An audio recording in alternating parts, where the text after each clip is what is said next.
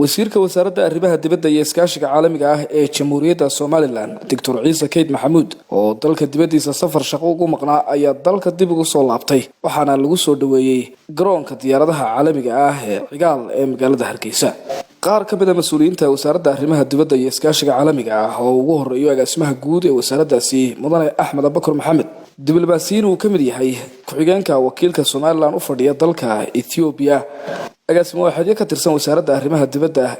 gudoomiyaha gobolka Muruudojeex iyo mas'uuliyiin kale ayaa soo dhaweyn diiran kala hortagay wasiirka arrimaha dibadda iyo iskaashiga caalamiga ah waxaana sidoo kale markii uu wasiirku soo gaaray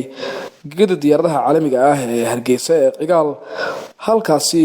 si ballaaran ugu soo dhaweeyay salaadiin ugaasiyo cuqaal madax dhaqameed saraakiil mas'uuliyiin kala duwan iyo dadweyne kale oo tiro badan waxaana wasiirku uu dhamaantood u gacan qaaday mid isaga oo uga mahad celiyay soo dhaweynta diiran ee ku qaabileen wasiir Ciise Keyd Maxamuud wasiirka arrimaha dibadda iyo iskaashiga caalamiga ah ee Jamhuuriyadda Somaliland